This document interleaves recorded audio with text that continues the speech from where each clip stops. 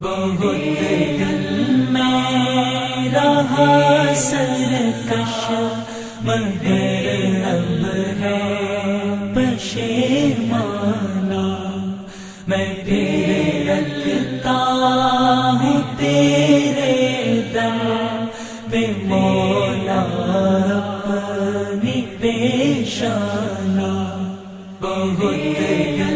میں رہا سرکش مگر اب ہے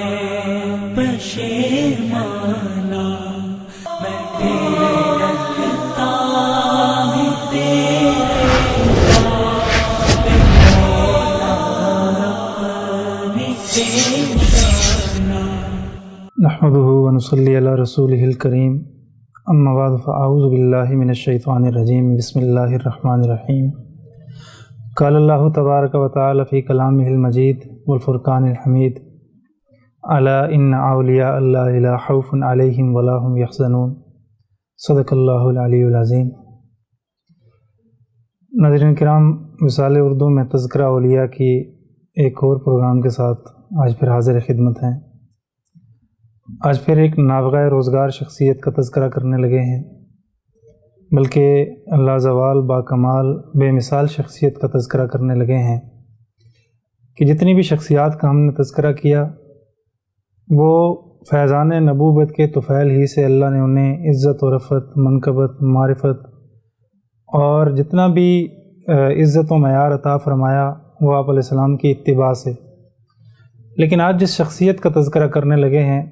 وہ تو خود خاندان نبوت کا ہی فرد ہے، وہ تو خود خاندان نبوت کے ہی باغ میں کھیلا، اسی گلستان میں پلا بڑا۔ اس حوالے سے یہ شخصیت زیادہ عظمت و رفعت کے متقاضی ہے۔ میری مراد امام زین العابدین یعنی علی ابن حسین رضی اللہ تعالیٰ عنہ ہے۔ اللہ تعالیٰ نے بہت ساری عظمتیں ان کے اندر جمع کی، نہ صرف یہ کہ اہل بیت کے فرد تھے بلکہ اس کے علاوہ بہت ساری ایسی عظمتیں تھیں جو ان کی اپنی کسبی تھی، جو رب سے محبت کی متقاضی تھی، جن میں طلب محبت، معرفت رب تعالی چھلکتی نظر آتی تھی، اور ان چیزوں نے یا ان اعمال نے اہل بیت کے ہوتے ہوئے اس عظمت کو اور بڑھا دیا۔ امام زین العابدین رحمۃ اللہ تعالیٰ علیہ کا اصل نام علی بن حسین تھا، اور چونکہ حضرت حسین رضی اللہ عنہ نے اپنے والد گرامی کے نام پر ہی آپ کا نام رکھا۔ آپ کا لقب زین العابدین تھا، اور اسی طرح سجاد بھی آپ کا لقب مشہور ہے۔ ان دونوں کی وجہ شہرت آپ کی کثرت عبادت ہے، یہیں آپ کو امین بھی کہا گیا، سید العابدین بھی کہا گیا۔ یہ ساری باتیں آپ کی کثرت عبادت پہ دال ہیں کہ آپ بہت زیادہ رب تعالیٰ کی عبادت میں منہمک رہتے، اور بے تحاشا رب تعالیٰ کی یاد کے جتنے بھی افعال و اعمال تھے ان میں ہمتاً منہمک رہتے۔ یہی وجہ کہ یہ لقب آپ کا عابدین، کہیں زین العابدین کہیں سید العابدین ہمیں ملتا ہے۔ آپ کی ولادت کی جانب آتے ہیں۔ ولادت میں دو قول ملتے ہیں، ایک یہ کہ 33 ہجری میں آپ کی ولادت ہوئی، دوسرا قول جو ابن سعد کے حوالے سے ہے 38 ہجری میں آپ کی ولادت ہوئی۔ اور ولادت کے بعد سلسلہ بڑا آگے، چونکہ آپ قریشی اور ہاشمی نسب سے ہیں، آپ کی تعلیم و تعلم کا ابتدائی جو سلسلہ ہے وہ تو گھر ہی سے شروع ہوا، اور گھر میں شروع کرنے میں جناب حسین رضی اللہ تعالیٰ عنہ اور آپ کے چچا حضرت حسن وہ پیش رہے۔ آپ کی والدہ کے بارے میں بھی روایات مختلف ہیں، کہیں پہ تو ملتا ہے کتب تاریخ میں کہ سلامہ یا سلافہ نام تھا، کہیں پہ ملتا ہے غزالہ نام تھا، اور جو محققین کا راج قول ہے وہ یہ کہ یزدر سوم کی بیٹی تھی جو شہنشاہ فارس تھا، شہر بانو نام تھا،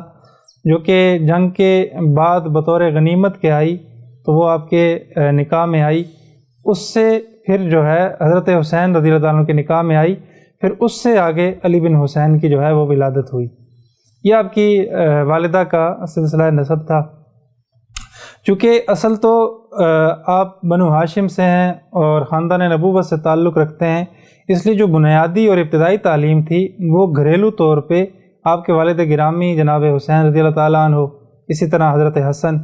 اور پھر امہات المومنین کی جو ہے وہ کثرت سے آپ کی تعلیم میں عمل دخل رہا، جن میں حضرت صفیہ ام سلمہ رضی اللہ تعالیٰ عنہا کا نام نامی جو ہے وہ زیادہ پیش ملتا ہے۔ اسی طرح جناب ابو ہریرہ رضی اللہ تعالیٰ عنہ اور دیگر جو نبی علیہ السلام کے رفقا تھے، ان سے تحصیل علم کی بھی روایات مختلف انداز سے ملتی ہیں۔ اسی طرح اگر ہم تابعین کے حوالے سے دیکھیں تو تابعین میں بھی ایک کثیر نام ہے، ان میں ابو رافع ہیں، سعید بن مسیب ہیں، اور دیگر حضرات سے آپ کا تحصیل علم ہمیں ملتا ہے۔ یہاں ایک اہم بات میں کرنا چاہوں گا کہ تحصیل علم کے حوالے سے آپ کا انداز بڑا مختلف تھا، یعنی وہ روایتی انداز کہ جس میں اپنا سٹیٹس معیار جتلایا جائے کہ میں خاندان نبوت سے ہوں اور علم جو ہے وہ میرے گھر کی چوکھٹ پہ ہے، دہلیز پہ ہے، ایسی کوئی بات بھی ہمیں نہیں ملتی، بلکہ یہاں تو ابتدائی تحصیل علم جو ہے وہ آپ کی اس انداز سے ہوتی ہے کہ آپ جو ہے بڑے ادب احترام سے علم کی طلب میں نکلتے ہیں، اور بسا اوقات تو یوں ہوا کہ آپ کو اس پہ مختلف اطراف و جوانب سے یہ کہا گیا کہ آپ کا یہ انداز جو ہے وہ ٹھیک نہیں،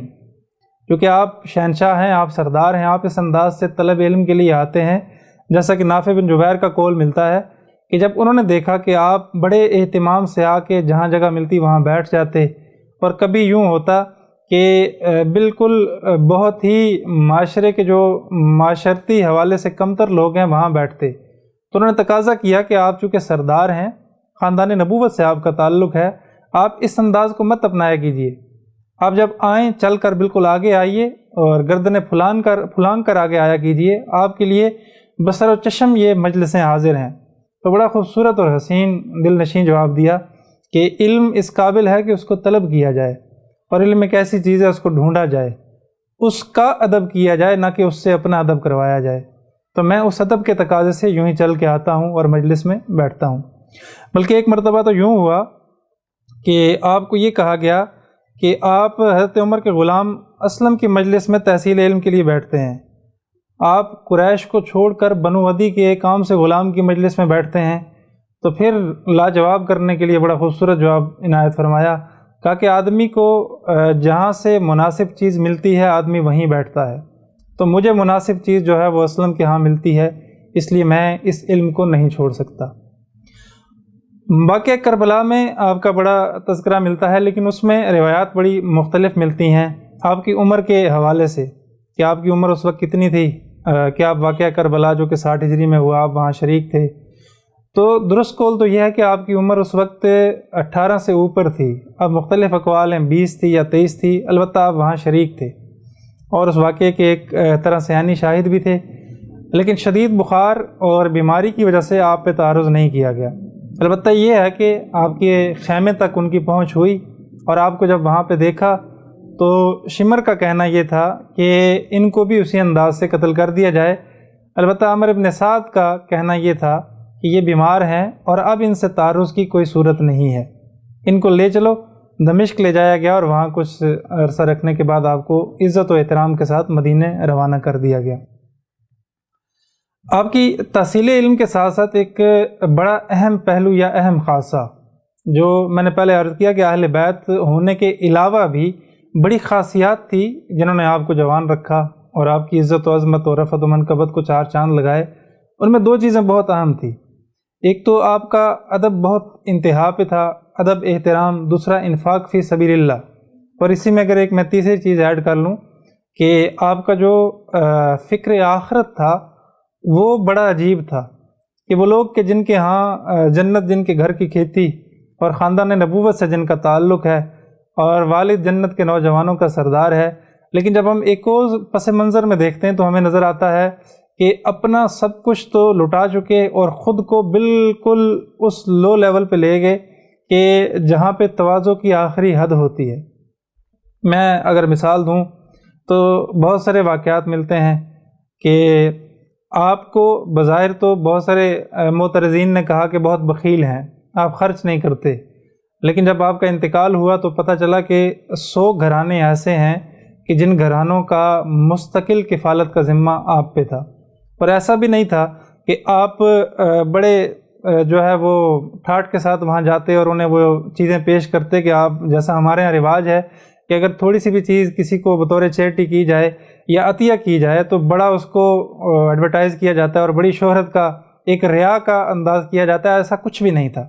آپ ان خاندانوں کی کفالت کرتے اور ایسے خفیہ انداز سے کرتے کہ جیسا کہ آقا علیہ السلام کا فرمان تھا کہ خفیہ صدقہ جو ہے وہ رب تعالیٰ کو بہت پسند ہے۔ آپ کی پشت پر آپ کے انتقال کے بعد دیکھا گیا بہت سارے نشانات ملے، اور وہ نشانات ایسے تھے کہ زندگی میں ان کا آپ کے افعال و اعمال سے کوئی تعلق لگتا نہیں تھا، لیکن جب تحقیق کی پتہ چلا کہ رات کے اندھیرے میں اپنی پشت پر وہ ضروریات زندگی کا سامان لاد کر جتنے بھی مستحقین تھے ان کے گھر میں پہنچایا کرتے تھے۔ یہ اہل بیت کا حقیقی جو ہے وہ نسب رکھنے والا شخص ہے، اور حقیقی تعلق جس کا اہل بیت سے ہے اس کی زندگی اس انداز سے گزرتی ہے۔ دوسری چیز میں نے عرض کی فکر آخرت۔ ایک بات سے آپ کی توجہ دلانا چاہوں گا، جب کبھی آپ وضو کرتے تو رنگ جو ہے وہ زرد پڑ جاتا، پیلاہٹ بڑی پھیلتی چلی جاتی۔ کسی نے پوچھا کہ حضرت یہ کیا معاملہ ہے؟ کہا کاش کہ تمہیں معلوم ہو جائے کہ وضو کے بعد کس ذات کے سامنے کھڑا ہونا ہے، اور اس کھڑے ہونے کے بعد کیا کیا انعام ہیں یا کیا کیا وعیدیں ہیں، تو تمہاری حالت بھی یہی ہو، تمہارے رنگ بھی زرد پڑ جائیں۔ میں تو اس خوف اور اس ڈر سے اس چیز کو اختیار کیے ہوئے ہوں کہ کس ذات کے سامنے میں کھڑا ہو رہا ہوں۔ یوں ہی ایک بار بیت اللہ کا حج کا موقع، اور حاجی جمع ہوئے، بڑے بڑے اولیاء جمع ہوئے، اور رات کا منظر بہت سارے لوگوں نے دیکھا کہ ایک نوجوان ہے، چہرے پہ اس کے غلاف لپٹا ہوا، نقاب لپٹا ہوا ہے، اور بیت اللہ کے غلاف کو اس نے دونوں ہاتھوں سے تھاما ہوا ہے، اور بڑے عجیب انداز سے وہ آہ بکا کر رہا ہے، رو رہا ہے، پکار رہا ہے، یا اللہ اس زمین پہ اگر کوئی بد کردار ہے تو وہ میں ہوں، کوئی کمینہ ہے تو میں ہوں، کوئی گناہگار ہے تو میں ہوں، مولا شاید تیری زمین مجھے پناہ نہ دے، یا اللہ میں قبر کی سختیوں کو برداشت نہیں کر سکتا، یا اللہ میں حشر کے منظر کو دیکھ کر تڑپ جاتا ہوں، میں کیسے ان گھاٹیوں سے گزروں گا، مولا کریم مجھے معاف فرما دے۔ اور ایسی آہ و بکا ہے، ایسی آہ و زاری ہے کہ اس سوز نے وہاں دیگر آئے ہوئے تمام حاجیوں کی آنکھوں کو آنسوں سے لبریز کر دیا۔ جان پہچان نہیں، لیکن لوگ آہ و بکا سے رو رہے ہیں، آہ و زاری سے تڑپ رہے ہیں، رو رہے ہیں۔ کسی ایک بزرگ نے آگے بڑھ کے ہمت کر کے دامن تھاما، کہ نوجوان ایسا کیا گناہ کر دیا تو نے؟ تو بتلا تو صحیح تو کون ہے؟ بار بار تقاضا کیا لیکن نہیں، آخر انہوں نے آگے بڑھ کر چہرے سے نقاب ہٹایا تو دیکھنے والوں کی آنکھیں دنگ رہ گئی کہ سامنے وہ نوجوان کوئی اور شخصیت نہیں، سیدنا حسین رضی اللہ عنہ کا بیٹا امام زین العابدین کھڑے تھے۔ جب لوگوں نے دیکھا تو حیرت کی انتہا ہو گئی کہ وہ شخص، وہ اس منزلت اور قدر والی شخصیت کہ میں نے پہلے عرض کیا کہ جن کے والد جنت کے نوجوانوں کے سردار اور خاندان نبوت سے تعلق رکھنے والا فرد،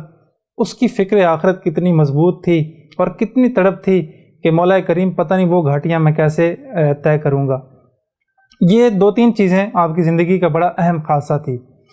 ایک اور اہم پہلو کی طرف ناظرین کی توجہ دلاؤں گا۔ ہمارے ہاں عمومی مزاج یہ دیکھا گیا ہے، وہ لوگ جو اہل بیت کا نام لیتے ہیں اور اس طبقے کی پوری محبت کو اپنے اندر سمیٹنے کی ان کی کاوش ہے،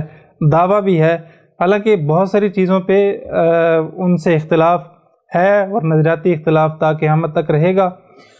ان کے اور اہل بیت کے افعال و اعمال میں کتنا فرق تھا، ذرا اس کو ملاحظہ کیجئے۔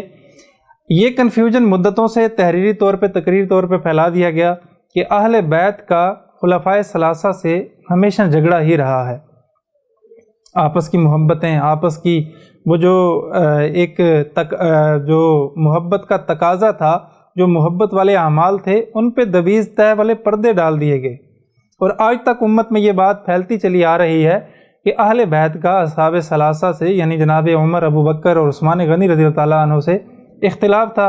اور وہ اختلاف نفرت میں اور پھر دشمنی میں چلتا گیا۔ اس پہ بہت ساری ایسی احادیث کہ جن کو تحقیقی طور پہ جب جائزہ لیا جائے تو وہ ثابت ہی نہیں ہوتی، ان کا ملمہ بھی لگایا گیا۔ میں ایک دو مثالیں دے کر چلوں گا کہ ایک شخص آیا امام زین العابدین رحمۃ اللہ تعالیٰ علیہ کے پاس اور آ کر عرض کی کہ حضور آپ اس وقت مدینہ میں تھے اور آقا علیہ السلام محمد عربی صلی اللہ علیہ وسلم کے روضہ کے قریب تھے۔ کہا کہ یہ جو دو لوگ ان کے ساتھ سوئے ہوئے ہیں، جناب ابو بکر اور جناب عمر رضی اللہ تعالیٰ عنہما، ان کو حضور کی زندگی میں کتنا تقرب تھا، یہ حضور کے کتنے قریب تھے، ذرا اس کی وضاحت فرما دیجیے۔ اور اشارہ تھا کہ چونکہ آپ اہل بیت سے ہیں اور آپ ان کا ذکر اس انداز سے کریں گے جیسا کہ سائل کو مطلوب تھا۔ آپ نے بڑی ہی مسکت جواب دیتے ہوئے مسکراتے ہوئے فرمایا کہ ان کا قرب رسول اللہ سے اتنا زیادہ تھا جتنا تم قبروں کے ساتھ دیکھ رہے ہو۔ مراد یہ تھا کہ جب دنیا سے جانے کے بعد جتنے قریب ہیں زندگی میں اس سے بھی زیادہ قریب تھے۔ وہ چلتی ہوئی جتنی سانسیں تھیں وہ آقا علیہ السلام کے نام تھی، جیسا قبروں میں قرب ہے ویسا ہی زندگی میں بھی قرب تھا۔ ایک اور واقعہ اسی طرح نقل کیا گیا دونوں فریقین کی کتب میں کہ عراق سے کچھ لوگ آئے اور آ کر اصحاب ثلاثہ خصوصاً جناب عثمان رضی اللہ تعالیٰ عنہ پر سب و شتم کیا، اور پھر آپ سے سوال کیا کہ آپ کا ان تینوں کے بارے میں آپ کی کیا رائے ہے۔ آپ نے بڑا خوبصورت جواب دیا، کہا کہ میں تم لوگوں سے 3 سوال کروں گا، ان 3 سوالوں میں تمہیں تمہارا جواب مل جائے گا۔ پہلا سوال یہ ہے کہ اللہ نے اپنی کتاب میں 3 طبقوں کا ذکر کیا ہے۔ وہ پہلا طبقہ للفقراء المہاجرین الذین اخرجوا من دیارہم، کہ پہلا طبقہ یہ ہے، کیا تم اس طبقے میں ہو؟ وہ مہاجرین کے جنہیں ان کے گھروں سے نکالا گیا اور انہوں نے بڑی مصیبتیں بڑی تکلیفیں دین کے لیے برداشت کی، کیا اہل عراق تم ان لوگوں میں سے ہو؟ تو عراق والوں نے کہا نہیں، ہم ان میں سے نہیں۔ کہا اچھا، میرا دوسرا سوال ہے کہ رب تعالیٰ اپنی کتاب میں ذکر کرتے ہیں والذین تبعوا الدار والایمان من قبلہم، کیا تم اس گروہ میں سے ہو کہ جس دوسرے گروہ کا رب تعالیٰ ذکر کر رہے ہیں؟ کہا کہ ہم اس گروہ میں سے بھی نہیں ہیں۔ کہا کہ اچھا، رب تعالیٰ تیسرے گروہ کا ذکر کر رہے ہیں، اور پہلے 2 سوالوں کے جوابوں سے مجھے اندازہ ہوا کہ تم اس تیسرے گروہ میں سے بھی نہیں ہو۔ والذین جاؤوا من بعدہم یقولون ربنا اغفر لنا ولاخواننا الذین سبقونا بالایمان، کہا تم اس تیسرے گروہ میں سے؟ کہا ہم اس تیسرے گروہ میں سے بھی نہیں ہیں۔ تو میں یقین سے کہہ سکتا ہوں جب تینوں گروہوں میں سے تم نہیں ہو تو پھر میری جانب سے تمہارے ان تینوں پر تبرہ اور سب و شتم کا جواب یہ ہے کہ میں تمہیں اہل اسلام میں سے نہیں سمجھتا۔ اللہ تمہیں تمہارے گھر سے دور کرے، اسلام کے لبادے کو اوڑھ کر ان مقدس شخصیات پر تمہارا تبرہ میں برداشت نہیں کر پاتا۔ یہ الفاظ ہیں امام زین العابدین رحمۃ اللہ تعالیٰ علیہ کی۔ یہ ایک بنیادی اصول بھی ہمیں ملتا ہے کہ اہل بیت کا اصحاب ثلاثہ سے کتنا زیادہ محبت برا تذکرہ تھا۔ یہ ایک مستقل موضوع ہے، انشاءاللہ پھر کسی لیکچر میں اس کو تفصیلاً بحوالہ عرض کریں گے، لیکن یہاں عرض کرنے کا مقصد یہ پہلو بھی مد نظر رکھا جائے کہ اہل بیت سے محبین کا کتنا ایک گھناؤنا اصول ہمارے سامنے پیش کیا گیا۔ بلکہ میں یوں ہی عرض کروں، امام زین العابدین کا جو تھا وہ معمول تھا سفید پگڑی باندھنے کا، اور اس کا جو امامہ ہے شملہ ہے اس کو کمر کی جانب جھکانے کا، لیکن ان سے محبت کے دعوے دار آپ خود مشاہدہ کر لیجئے کہ ان کی شخصیت اور ان کے اعمال و افعال کی کتنی تقلید کرتے ہیں۔ بہرحال آپ کے اقوال سے ہمیں ملا کہ آپ کا اہل بیت سے کتنی محبت تھی۔ آپ اس اصول پر تول لیجئے اور دیکھ لیجئے، مشاہدہ کیجئے کہ اہل بیت سے ان کی محبت کس حد تک ہے۔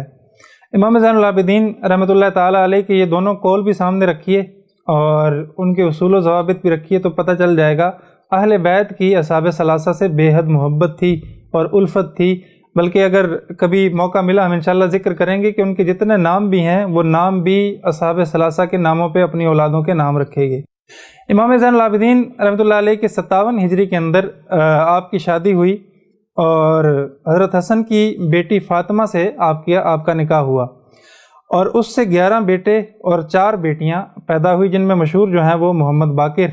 جنہیں امام باقر بھی کہا جاتا ہے رحمۃ اللہ تعالیٰ علیہ، اور حضرت زید جو ہیں وہ مشہور ہوئے۔ یہ آپ کی اولاد تھی۔ یوں ہی آپ کا جو ہے وہ سلسلہ آگے چلتا رہا۔ آپ کی جتنی بھی زندگی تھی میں نے 2-3 چیزیں بطور خاصہ ذکر کی۔ ایک تو انفاق فی سبیل اللہ بے حد انتہا پہ تھا، نمبر 2 فکر آخرت وہ بہت عروج پہ تھی، اور نمبر 3 جو بھی آپ رب تعالیٰ کے لیے خرچ کرتے وہ خفیہ ہوتا، وہ اعلانیہ نہیں ہوتا تھا۔ یہی وجہ ہے کہ سید العابدین لقب بنا، امین العابدین لقب پڑا، زین العابدین لقب پڑا کہ یہ شخص بہت زیادہ عابد ہے اور بہت زیادہ رب تعالیٰ سے ڈرنے والا اور رب کا خوف اپنے دل میں رکھنے والا ہے۔ اہل بیت سے محبت رکھنے والوں اور اہل بیت کا نام لینے والوں، میرے آپ کے سمیت جتنے بھی لوگ اہل بیت سے محبت رکھتے ہیں، یہ اہل بیت کا عملی نمونہ ہے، یہ اہل بیت کا ایک نمونہ، ایک اعمال کا پیکر ہے۔ اس کی تقلید کیجئے، انشاءاللہ پوری زندگی اور آخرت میں بھی کسی مسئلہ میں پریشانی نہیں ہوگی۔ محض اہل بیت کا نام لینا، ان کا دم بھرنا، یہ نجات کے لیے کافی نہیں ہے۔ رب تعالیٰ سے دعا ہے کہ اللہ تعالیٰ ہمیں ان کی سیرت پہ عمل کرنے کی کامل توفیق عطا فرمائے، اور ان کی وہ محبت جو رب نے انہیں عطا فرمائی ہے ہمیں بھی کچھ حصہ عطا فرمائے۔ وآخر دعوانا ان الحمدللہ رب العالمین۔ بہت دل میں رہا سرکش مگر اب ہے پشیمانہ، میں تیرے رکھتا ہوں تیرے در پہ مولا اپنی پیشانہ۔ بہت دل میں رہا سرکش مگر اب ہے پشیمانہ،